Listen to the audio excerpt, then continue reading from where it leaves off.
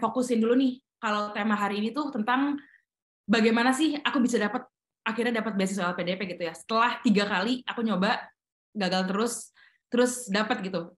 Dan bahkan sebelum-sebelumnya aku apply Chevening, apply Australia Awards, gagal juga gitu kan. Udah 7 kali nih gagal, dan yang di ke-8 alhamdulillah dapet. Mungkin penting banget nih untuk kita tuh redefine lagi niat kita tuh sebenarnya S2 tuh mau apa gitu. Aku dulu aku tuh pengen banget dari S1 ya, udah pengen banget S2 gitu ya. Dengan beasiswa itu udah cita-citaku banget, S2 dengan beasiswa.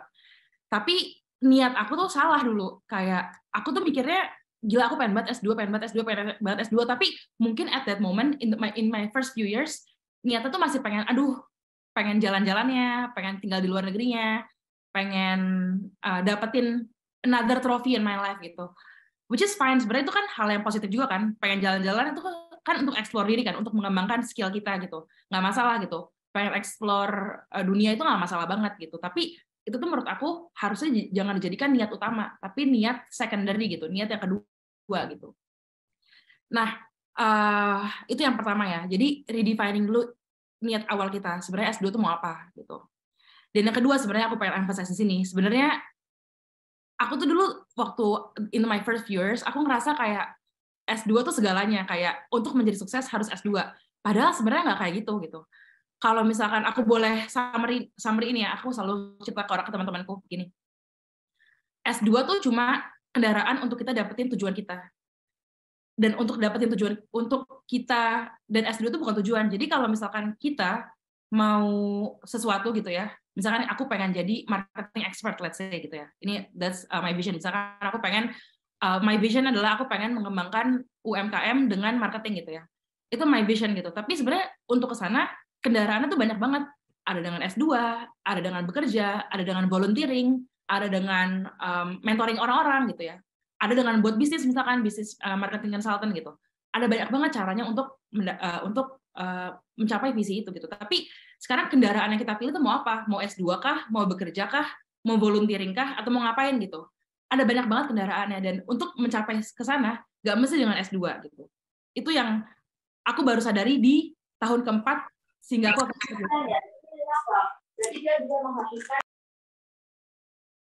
Oke. Itu dulu ya. Niatnya itu dulu ya. Kenapa nih menurut aku ini penting banget untuk redefining the intention gitu. Karena ketika kita fokusnya, aduh gue pengen S2 nih, pengen S2, asli deh, itu niatnya udah nggak pure lagi, udah nggak tulus lagi gitu. Karena kecampur nih, pengen S2 itu kenapa? S2 tuh bukan final destination ya. S2 itu adalah kendaraan. Nah, kembali lagi tadi, misalkan nih, vision kita tadi yang A, yang X tadi ya visionnya. Mau mengembangkan UMKM dengan marketing itu. Nah, atau mau menjadi marketing expert, that's my vision gitu. Nah, kira-kira kendaraan apa ya yang akan menjadi kendaraan tercepat untuk sampai ke sana gitu. Mungkin kalau misalkan dengan bekerja bisa juga, cuman akan lebih lama nih gitu misalkan prosesnya. Tapi kalau dengan S2 bakal mempercepat kendaraan kita. Misalkan bekerja kendaraannya mobil. Kalau misalkan kalau S2 bisa naik pesawat nih. Kalau volunteering let's say naik sepeda gitu misalkan ya gitu. Kebayangkan gitu. Jadi ini ngebantu banget nih. Dulu aku belum ada yang baca ini nggak sih Atomic Habits. Ini kita on mic aja ya, kalau ada mau, kalau bisa sih pada nyalain mic, nggak apa-apa sih kalau mau jawab ya, kalau aku lagi nanya gini, atau di chat box juga boleh. Ada nggak sih yang pernah baca Atomic Habits? Buku Atomic pernah, Kak. Belum pernah, oke. Jadi gini, aku juga baru baca Atomic Habits tuh 1 bulan terakhir, baru-baru ini. Dan aku pas baca, aku kaget banget, kayak nggak sadar nih, di tahun keempat aku ngejar beasiswa, sebenarnya aku udah mengimplement apa yang Atomic Habits bilang gitu. Aku nggak sadar banget gitu, baru tahu ya sekarang, tapi udah aku implement ternyata di tahun 2020 dan 2021. Nah, mungkin aku akan menggunakan framework-nya si James Clear ya, si Atomic Habits dari buku Atomic Habits, biar lebih terstruktur nih pembicaraan hari ini gitu. Jadi kalau ini ada 3 lingkaran. Outcome itu hasilnya, yang tengah proses, yang ke tengahnya lagi paling inti adalah identitas kita gitu. Dulu aku tuh orang yang sebelah kiri, outcome based banget nih. aku ngerasa S2 tuh segalanya gitu. Jadi aku harus dapetin S2-nya gitu. Jadi aku pola pikirku gimana cara dapetin S2, prosesnya harus kayak gimana ya, dan identitas apa yang aku harus bangun supaya aku bisa dapetin S2 yang aku mau gitu. Jadi S2 dengan beasiswa, aku selalu nanya ke teman-teman yang udah dapat beasiswa, gimana sih lu bisa dapetin S2-nya? Gue boleh nggak sih bagi SI lu biar jadi benchmark gitu, gue tahu standarnya gimana segala macam. Aku tuh approach-nya gitu ya selama 3 tahun pertama gitu.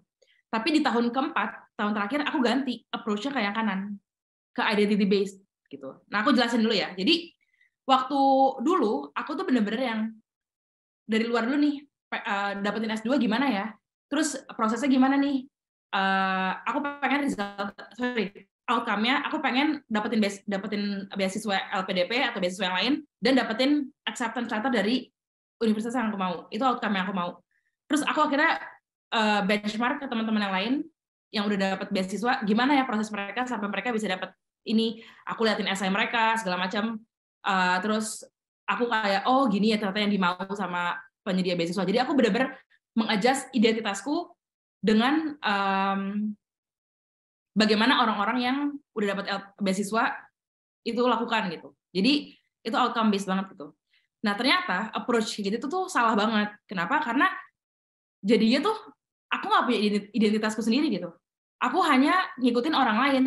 Oh oke, orang yang dapat beasiswa tuh identitasnya kayak gini, ya udah aku ikutin dia deh gitu. Padahal sebenarnya yang paling penting ya dari journey mendapatkan beasiswa ini sebenarnya bukan dapetin beasiswanya, tapi proses mengetahui identitas kita gitu. Sebenarnya kita tuh mau ngapain sih di dunia ini? What do we want to do in our life gitu. Kayak semua orang pasti kan kayak kalau kata adalah aku baca di buku, daun aja tuh jatuh ke di bumi itu ada intentionnya gitu ya. Ada faedahnya gitu. Nah, kita lahir di bumi tuh faedahnya apa gitu. Kira-kira kita tuh bisa ngapain sih di dunia ini gitu. Dan sebenarnya nggak muluk-muluk, nggak mesti harus ngerubah dunia yang kayak gimana, nggak mesti kayak Spider-Man yang membantu masyarakat supaya dia jadi kotanya jadi aman gitu. Nggak mesti yang kayak gitu, nggak mesti mengubah dunia gimana. Tapi dari unit terkecil aja deh. Misalkan kamu tuh di dunia ini bermanfaat buat siapa aja sih? Kayak teman-teman kamu atau keluarga kamu, reach out kamu tuh bantuin apa sih? Dari situ dulu gitu. Lihat dulu dari skill-skill kita, pengalaman-pengalaman kita. Orang-orang tuh atau bos-bos kita atau teman-teman kolik-kolik di kantor kita, sebenarnya mereka tuh happy dengan kita, mencari kita tuh sebenarnya minta dibantuin apa sih? Mulai dari situ dulu lah. Nah, intinya setelah proses panjang, akhirnya aku tuh mau rubah nih dari yang tadinya aku outcome based, concernku adalah resultnya, aku mau rubah reshaping my identity jadi identity based gitu. Aku udah nggak peduli lagi dapetin S2 atau gimana tuh nggak peduli lagi, tapi aku bener-bener duduk diem bertapa gitu ya ibaratnya, nyari tahu sebenarnya apa sih yang aku mau lakukan di hidupku gitu. Kayak Allah tuh nurunin gue ke bumi itu buat apa gitu. Dan pasti nanti ada aja deh momen-momen di hidup yang kayak gila ternyata tuh orang tuh nge-value aku tentang untuk hal ini ya gitu. Jadi dengan kita mengganti pola pikir kita menjadi identity based, kita jadinya benar-benar tahu nih apa ya yang kita mau lakukan di hidup kita dan apa yang benar-benar membuat kita tuh merasa bahagia dan konten di hidup gitu. Dan yang lebih penting lagi sebenarnya dengan keberadaan kita, apa yang kita bisa lakukan untuk membuat hidup orang lain tuh jadi lebih bermakna gitu dengan apa yang kita punya gitu. Misalkan dulu kalau aku nih konteksnya ya, dulu aku kerja sebagai marketing researcher selama 5 tahun nih. Nah, ada momen di mana di tahun 2020 ada COVID dan banyak bisnis-bisnis tuh falling down gitu ya. Bisnis-bisnis termasuk bisnis-bisnis teman aku yang UMKM itu mereka pada dropping gitu ya, salesnya segala macam. Dan aku tuh nggak promosi yang gimana, tapi those people come to me and then ask, Han, gue ada masalah ini, bisnis gue gini, lo bisa nggak bantuin gue? Gimana caranya supaya bisnis gue balik lagi ke awal sebelum COVID gitu. Dan aku benar-benar ngelakuin marketing research project buat mereka dan ngasih rekomendasi kira-kira what they need to do forward supaya bisa balik ke yang awal gitu. Jadi dengan proses aku bertapa itu nggak sadar semesta tuh kayak bekerja sama dengan begitu loh, kayak oke, so ternyata emang aku tuh di value sebagai marketing consultant oleh teman-temanku sendiri gitu, karena mereka tahu aku kerja di kantor, aku kerja di mana-mana gitu, jadi mungkin oke, Hana bisa bantuin nih untuk growing UMKM gua gitu, ibaratnya gitu ya. Sampai sini ada pertanyaan nggak? Belum ya, oke. Nah, ini quote bagus banget. Aku ingat banget dulu di 3 tahun pertama aku dapetin 3 tahun pertama aku mengejar beasiswa, ada yang ngomong kayak gini ke aku. Kayak aku bilang sama temanku, aduh gue pengen banget deh dapat S2, pengen banget, tapi gue harus dapat gitu. Nah, terus dia ngingetin ini, Han, kalau mau sesuatu jangan pakai nafsu, nanti niat baiknya akan hilang. At that moment, aku tuh bener-bener nggak ngerti artinya apa. Bener-bener nggak ngerti maksud dia ngomong gitu tuh apa. Tapi sekarang ketika aku look back lagi, bener juga ya. Kayak ketika aku pengen banget S2, malah jadi nggak dapet, dan niat baiknya tuh hilang. Aku malah hanya pengen S2-nya, bukan pengen membantu orang-orang di sekitarku dengan yang tadi aku bilang, dengan marketing gitu.